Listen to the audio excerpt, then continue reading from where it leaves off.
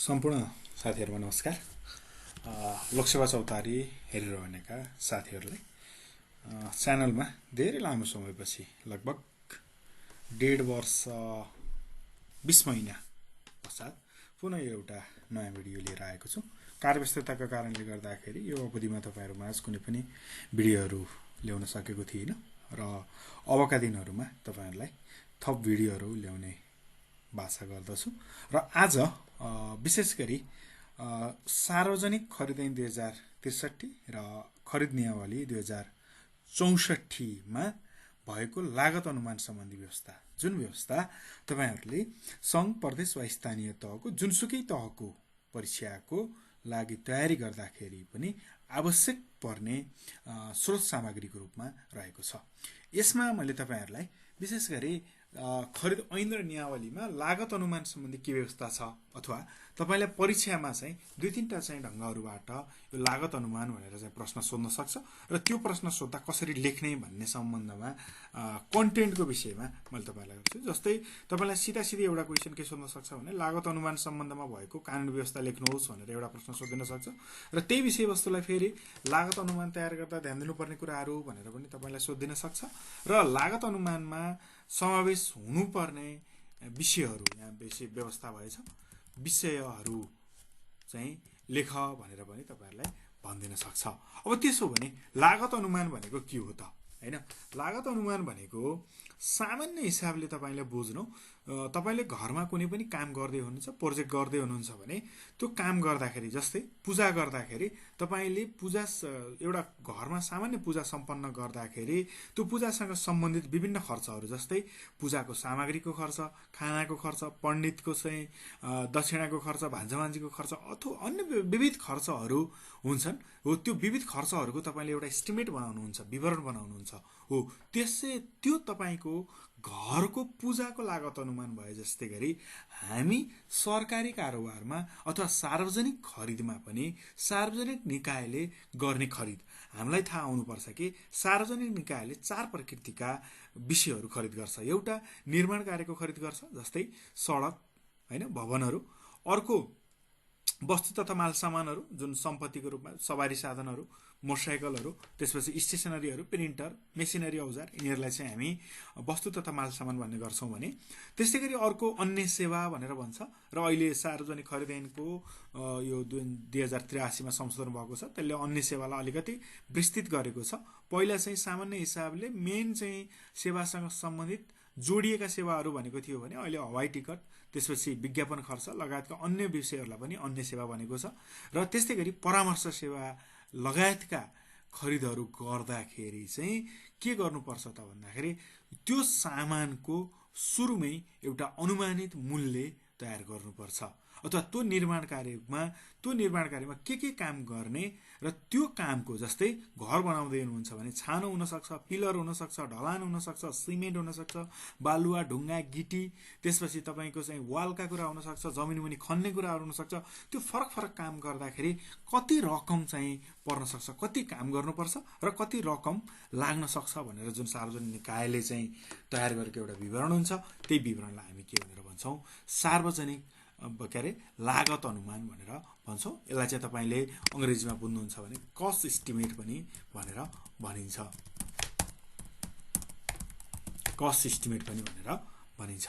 त्यसैगरी अब यसमा चाहिँ कानुनी व्यवस्थामा के छ त भन्दाखेरि कुनै पनि सार्वजनिक निकायले जस्तोसुकै प्रकृतिको खरिद कार्य गर्दाखेरि पनि अनिवार्य रूपमा चाहिँ सार्वजनिक लागत अनुमान तयार गर्नुपर्छ र त्यस्तो लागत अनुमान चाहिँ अनिवार्य अधिकार प्राप्त अधिकारीले स्वीकृत गर्नुपर्छ। अधिकार प्राप्त अधिकारीले यहाँ किन भनियो भने कतिसम्मको लागत अनुमान कसले स्वीकृत गर्ने र कस्तो प्रकृतिको खरिदमा कसले कतिको स्वीकृत गर्ने भन्ने विषय सार्वजनिक खरिद ऐन र नियमावलीमा स्पष्ट पारेको छ र निर्माण कार्य बाहेक 1 लाख रुपैयाँसम्मको खरिदमा लागत अनुमान आवश्यक नपर्ने भनेर भनेको छ। जस्तै तपाईले एउटा कार्यालयमा चाहिँ 90,000 रुपैयाँको फोटोकपी पेपर किन्नु भयो भने त्यसको लागि तपाईले लागत अनुमान तयार गर्नु पर्दैन। तर निर्माण कार्य हो, सामान्य 50,000 रुपैयाँको 30,000 रुपैयाँको कुनै तपाईले सामान्य पर्खाल लगाउनु भयो भने पनि त्यसको चाहिँ फेरि के चाहिन्छ, लागत अनुमान चाहिन्छ। यहाँ तपाईले धेरै कुरा बुझ्नु पर्दैन, सबै विषयहरुमा लागत अनुमान चाहिन्छ। लागत अनुमान स्वीकृत गर्नुपर्छ, त्यस्तो स्वीकृति अधिकार प्राप्त अधिकारीले गर्छ र अब माथि जे भने पनि निर्माण कार्यभन्दा अरू कामको लागि हो भने 1 लाखसम्मको चाहिँ खरिद गर्दै हुनुहुन्छ भने त्यसको लागि लागत अनुमान पर्दैन भन्ने व्यवस्था छ। र लागत अनुमान तयार गर्दाखेरि विचार गर्नुपर्ने प्रमुख आधारहरू, ध्यान दिनुपर्ने कुराहरू, होइन, समावेश गर्नुपर्ने विषयहरू के हुन् त भन्दाखेरि सम्पूर्ण काम एकै सम्झौताबाट गर्न सकिने वा काम पछि छुट्टा छुट्टै सम्झौता पर्ने कुरा हो, गर्नुपर्ने हो भनेको। जस्तै सडक बनाउँदै हुनुहुन्छ भने सडक सँगसँगै तपाईँको के पनि बनेको हुन्छ, पुल पनि बनेको हुन्छ, रिटेन्सन वाल बनेको हुन्छ, नाली बनेको हुन्छ, होइन हो। त्यो चाहिँ नालीको लागि, रिटेन्सन वालको लागि, सडकको लागि, पुलको लागि एउटै चाहिँ सम्झौताले काम गर्ने हो कि छुट्टा छुट्टै सम्झौता गर्ने, त्यो कुरा पनि लागत अनुमान खोल्नुपर्छ। र सम्झौताको नवीकरण म्याथअप हुने हो कि होइन त्यो विषय चाहिँ लागत अनुमानमा के हुनुपर्छ, खुल्नुपर्छ। र खरिदका वैकल्पिक उपाय भए नभएको र भएमा त्यसको विवरणहरू, जुन विधिबाट हामीले खरिद गर्ने भनेका छौँ त्यो विधि बाहेक अरू विधिहरू चाहिँ उपलब्ध छ कि छैन त्यो कुराहरू पनि हामीले उल्लेख गर्नुपर्छ। त्यस्तै गरी यसरी लागत अनुमान चाहिँ के अरे काममा के पनि खुलाउनु पर्यो भने कुनै पनि काम गर्दाखेरि, होइन, कुनै पनि निर्माण कार्य हुनसक्छ, मालवस्तु ल्याउन सक्ने हुनसक्छ, अन्य सेवा हुनसक्छ, परामर्श सेवा हुनसक्छ, त्यसको लागि लाग्ने अधिकतम रकम कति हो र अधिकतम समय कति हो त्यो विषय पनि के गरिदिनुपर्छ, खुलाउनुपर्छ। त्यस्तै गरी निर्माण सम्बन्धी कार्यहरू गर्दाखेरि चाहिँ निर्माण सम्बन्धी कार्यको लागत अनुमान तयार गर्दाखेरि चाहिँ के ध्यान दिनुपर्छ त भन्दाखेरि निर्माण सम्बन्धी पुरातात्विक उत्खनन, सुरुङ खन्ने जस्ता कार्यको स्वीकृत एउटा के छ, स्ट्यान्डर्ड छ, कसैले नेपाल सरकारले स्वीकृत गरेको छ, त्यो स्ट्यान्डर्डलाई के गर्नुपर्छ, फलो गर्नुपर्छ।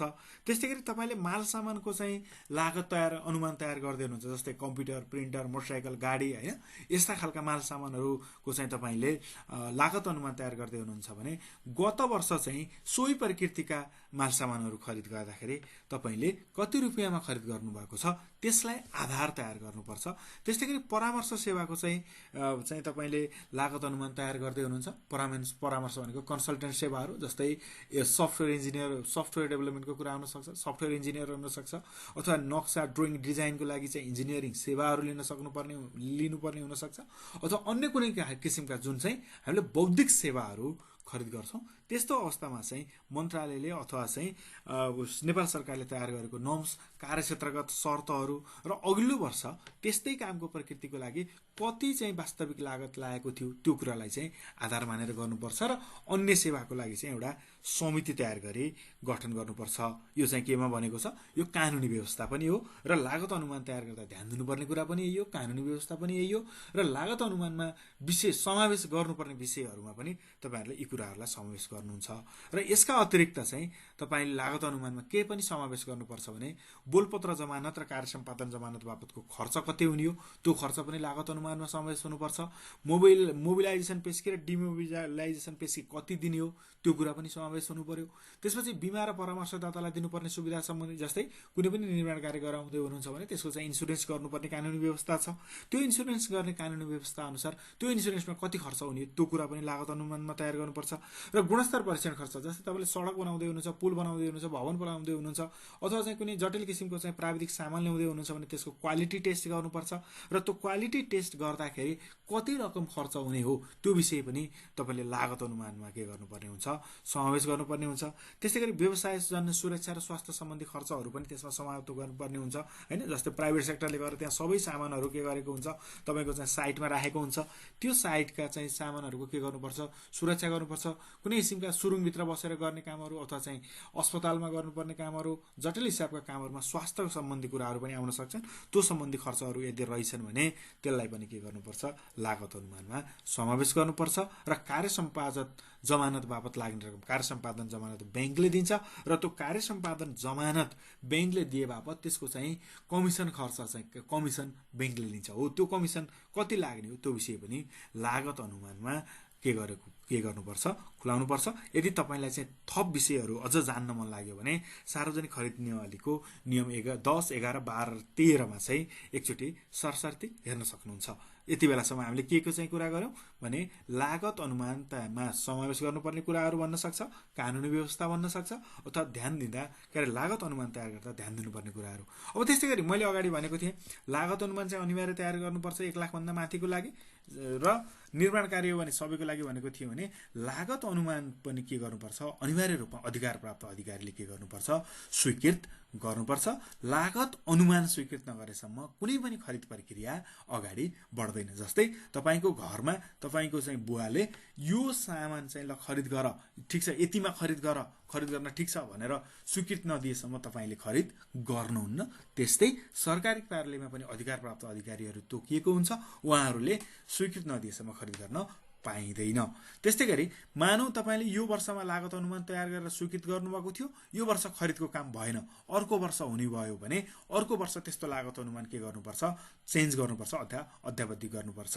र अब लागत अनुमान कसले स्वीकृत गर्छ त भन्दाखेरि निर्माण कार्यको, माल सामान र अन्य सेवाको तीनटा कुराहरू चारवटा छन् हाम्रा प्रकृति। एउटा निर्माण कार्य छ, एउटा माल सामान छ, एउटा अन्य सेवा र परामर्श सेवा। परामर्श सेवा बाहेककोमा चाहिँ यदि 5 करोड रुपियाँसम्मको चाहिँ कुनै सामान हो अथवा चाहिँ मालवस्तु हो अथवा चाहिँ निर्माण कार्य हो, अन्य सेवा हो भने राजपत्राङ्कित तृतीय श्रेणी शाखा अधिकृत बराबरको कार्यालय प्रमुखले चाहिँ के गर्न सक्छ, स्वीकृत गर्न सक्छ। 10 करोड रुपियाँसम्मको हो भने राजपत्राङ्कित द्वितीय श्रेणीको भनेको उपसचिव स्तरको कार्यालय प्रमुखले स्वीकृत गर्न सक्छ। 20 करोड रुपियाँसम्मको चाहिँ लागत अनुमान भएको चाहिँ कुनै काम खरिद गर्दैछ, कुनै कार्य गर्दैछ भने प्रथम श्रेणीको कार्यालय प्रमुखबाट हुन सक्छ। र 20 करोड भन्दा माथिको चाहिँ प्रथम श्रेणीको विभागीय प्रमुख भनेको सहसचिव स्तरको विभागीय प्रमुखले के गर्न सक्छ, 20 करोड माथिकोलाई चाहिँ स्वीकृत गर्न सक्छ। र त्यस्तै गरी परामर्श सेवाको लागतको स्वीकृतिको अनुमान चाहिँ यदि 20 लाख हो भने राजपत्राङ्कित तृतीय श्रेणीको कार्यालय प्रमुख, 50 लाख हो भने द्वितीय श्रेणीको कार्यालय प्रमुख भनेको उपसचिव स्तरको कार्यालय प्रमुख, र 1 करोड रुपियाँ हो भने राजपत्राङ्कित प्रथम श्रेणी भनेको सहसचिव स्तरको कार्यालय प्रमुख, र 1 करोड भन्दा माथि हो भने सहसचिव स्तरको विभागीय प्रमुख। तर यदि कुनै पनि संवैधानिक आयोगमा, स्थानीय तहमा जहाँ चाहिँ तपाईको कार्यालय प्रमुखको पद के हुन सक्छ, जुनसुकै हुन सक्छ भने त्यहाँको प्रमुखले के गर्न सक्छ, स्वीकृत गर्न सक्छ भनेर पनि के भनेको छ, कानुनमा भनेको छ। आजको लागि यो भिडियो यति नै। यसमा कुनै कुरा दुविधा भयो भने यसमा कमेन्टमा लेख्नु होला। त्यस्तै गरी सार्वजनिक खरिद वा लेखा सम्बन्धी अथवा अन्य कुनै विषयवस्तुसँग सम्बन्धित तपाईलाई कुनै विषयको भिडियो चाहियो भने कमेन्टमा टपिक लेख्नु होला, त्यसको भिडियो बिस्तारै बनाउनेछु। हस्त, धन्यवाद, नमस्कार।